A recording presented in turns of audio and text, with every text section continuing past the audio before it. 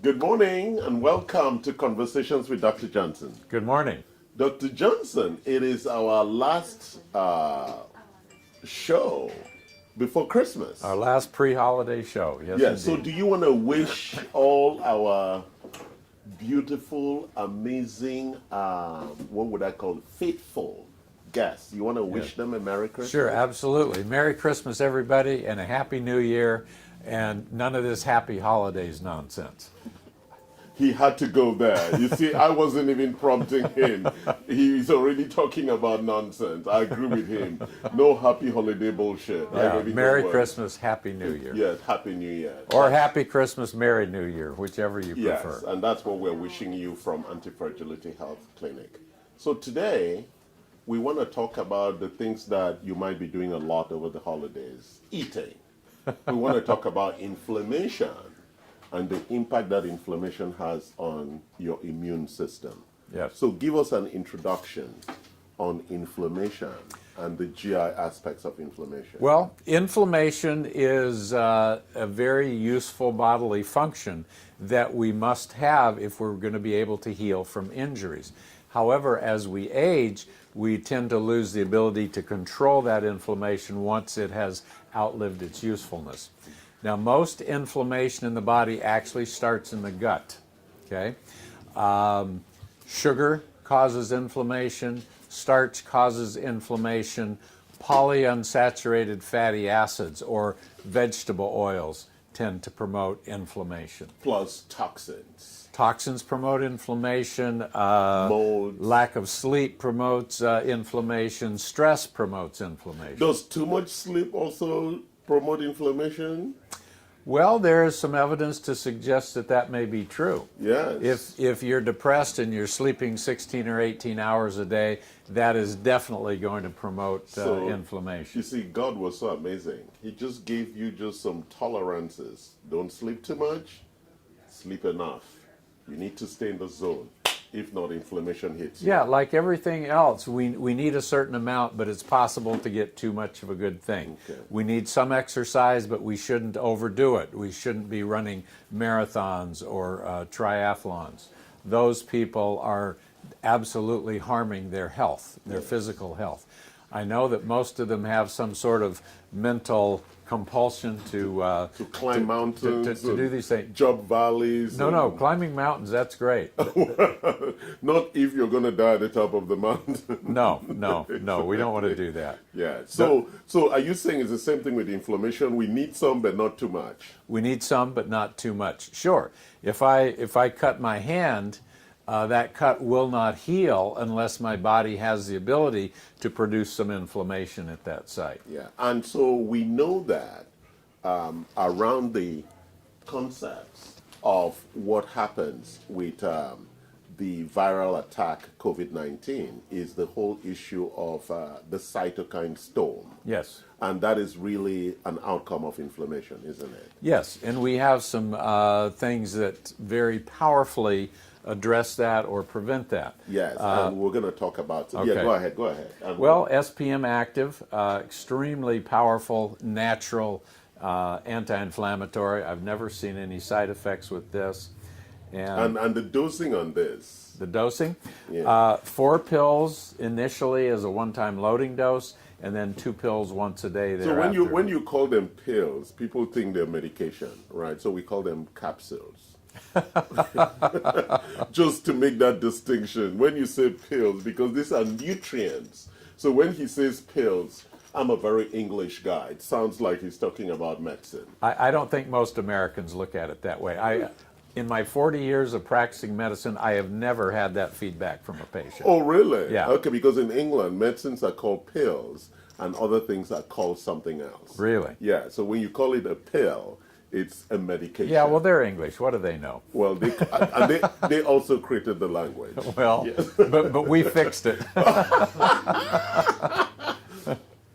Dr. Johnson always having the last word. So, okay, you were talking about SPM active. Yes, and the other thing that is very an antiviral benefit and an anti-inflammatory benefit is melatonin. Melatonin. Melatonin we think of as the sleep hormone, but it's a very powerful immune strengthening hormone, anti-cancer hormone, antiviral hormone, and antioxidant and anti-inflammatory. So would you call melatonin a bioidentical? Yes. All right. Yes. And because people are always worried about hormones when we talk about hormones, because they are like, well, what about the natural? Is it not natural? Where did it come from? So you consider the melatonin supplement as a bioidentical? Yes. The possible issue with melatonin is, are you taking pharmaceutical grade melatonin like this, which is what you want to be taking, Yeah. or are you taking over-the-counter grade? Okay. And a lot of people that take the stuff they buy at Walmart or wherever, Or Costco. they find either it doesn't work or it gives them nightmares. And then they switch to the pharmaceutical grade, and they usually find it works much better and does not cause nightmares. All right. So we were talking about melatonin and sleep. Yes. What about melatonin and inflammation? Well, it is a powerful anti-inflammatory hormone. And, you know, there are lots of things that are anti-inflammatory. Fish oil is anti-inflammatory yes. to some degree. Yeah. SPM active is a much more concentrated version of the fish oil. fish oil's anti-inflammatory benefit. Okay. So melatonin. What else? We're going to talk about probiotics as part of that whole inflammatory response. Well, sure. If inflammation is starting in our gut, Yes. a lot of that has to do with the food we're eating that preferentially feeds the bad bacteria. And the bad bacteria then produce compounds and toxins that promote inflammation. Yes. So we can never get rid of all of the bad bacteria in our gut, nor would we want to, but we want to keep them in balance. Yes. And we keep them in balance by adding probiotics, which are the friendly, helpful bacteria. To create the right diversity. Yeah, to crowd out the bad bacteria to a certain extent. Yeah. Yeah. So we're talking about inflammation at a time where everybody's concerned about COVID-19. So Yes. what is the connection between inflammation and COVID-19? What is the link? Well, first of all, if you have excess chronic inflammation, that is going to weaken your immune system, and you're going to be more susceptible to COVID and other viruses. Yeah. Having said that, if you get COVID, and I'm not just talking about a positive test, I'm talking about you actually are sick. With it. You have symptoms. That means you test positive and you have symptoms. Yes. Yes. So once you actually have symptoms, COVID really produces incredible amounts of inflammation in the human body, and that's one of the reasons that some people get so sick with it. It triggers something called a cytokine storm. Cytokines are chemicals in our body that we use to communicate information from one part of the body to another, but like everything else, we want a few cytokines, we don't want too many. Yes. And COVID tends to trigger a huge avalanche of cytokines. And therefore we need things to dampen that inflammation. Yes, exactly. So the body can actually then do the fight or Yes. do the work that it needs to do. Yes, Yeah. indeed. So it's like your temperature rising and we want to bring the temperature down. Right. Well, we don't really want to bring the temperature down because the fever is good. part of the body's way of fighting the infection. Okay, if your water is contaminated with bad bacteria, how do you get rid of them? You boil the water. You Yes. kill them with heat. So, Yes. so the fever is part of the body's ability to get rid of that virus. Now, if your temperature goes up to 105, that is potentially damaging to your brain. And so in that case, we absolutely do want to give something to bring that fever down, usually something like Tylenol. Yeah, I was being educated on that because in Africa, when you have a fever in the village, they want to cool you down.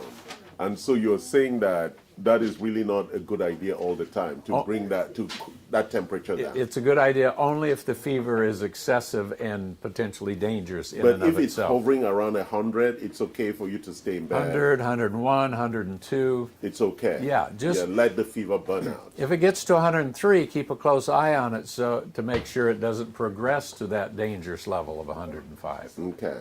All right. So now we've spoken about dampening the inflammation, but what other consequences? Because a lot of people are having mild to moderate symptoms and recovering. What are the post-recovery issues that you see and that people should be aware of?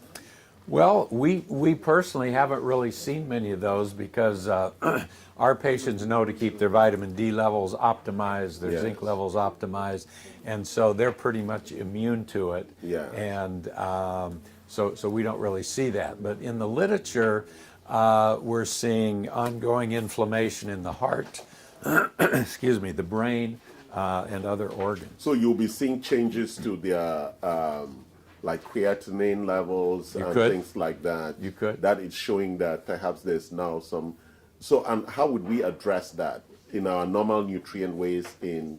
How would we then approach that? Well, these supplements we've talked about are very helpful. There is something called frequency-specific microcurrent, which has a powerful anti-inflammatory benefit.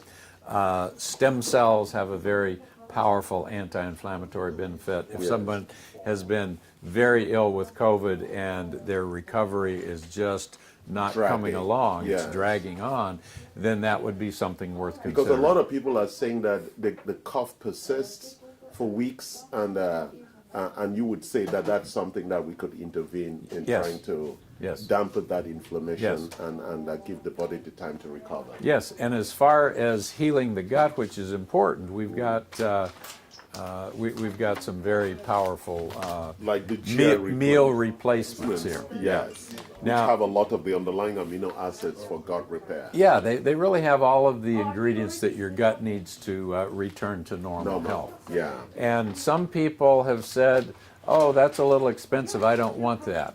Well, the reality is this is a meal replacement. So the money you were going to spend on your other meal now gets spent on this. So Plus the other in a sense, it's almost free. Yes, exactly, because it's the price of your meal. Yeah. Yeah, which is very interesting. Yeah. Okay, thank you for joining us today. We have a short session because the holidays are here and we have to go eat. That's we have right. a potluck today. That's right. I know that's why you stayed today. That potluck. Why else would I stay? To talk to me. Of course. Yes, and to our guests.